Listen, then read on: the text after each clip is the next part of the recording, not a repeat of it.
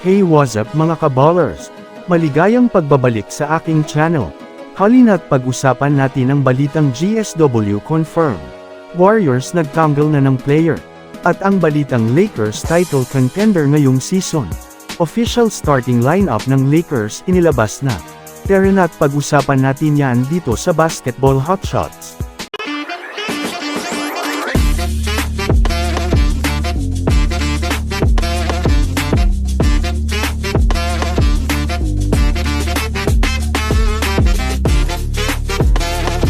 Una nga tayong ako ngayon mga kabowler sa balita patungkol ngayon sa kupunan ng Los Angeles Lakers.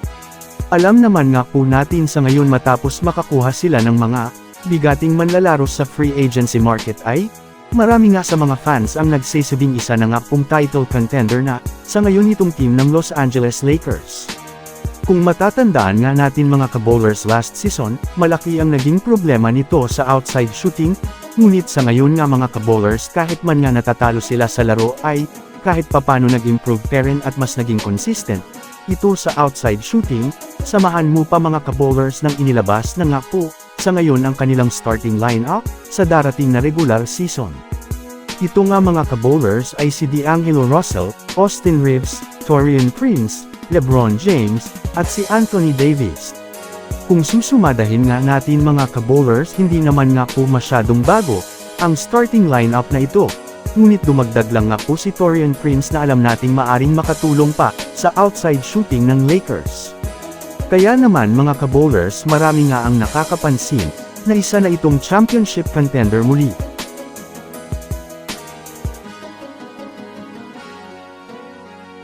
Ako naman tayo mga kabowlers sa balita ngayon sa kupunan ng Golden State Warriors. Sa kasalukuyan nga mga kabowlers, ay alam naman nga natin sa ngayon na maganda ang nilalaro nitong kupunan ng Golden State Warriors. Lalo pat sa kanilang ang pre-season games ay hindi pa sila natatalo, ito ay dahil na rin mga kabowlers sa maganda nga po ang nilalaro ng kanilang mga rookie. Samahan mo pa nitong si Jonathan Kuminga, na malaki talaga ang naitatalang puntos nito sa Warriors. Kung susumadahin nga natin mga kabowlers dalawang sunod na nga pong 20+ points ang nagawa nitong puntos na dalawang beses na ring pinangunahan ang Golden State Warriors.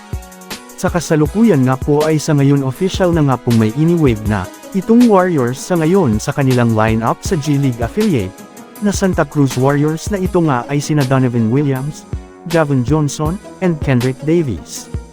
At sa ngayon kukunin nga nila itong si Javonte Green, at itong si Yuri Collins.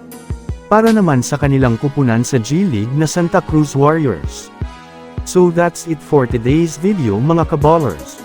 Yan lang ang ating pag-uusapan sa ngayon, pindutin na ang subscribe, and hit nyo na rin ang notification bell, para sa mga susunod na updates sa mundo ng basketball. Again, this is Basketball Hotshots, thanks for watching.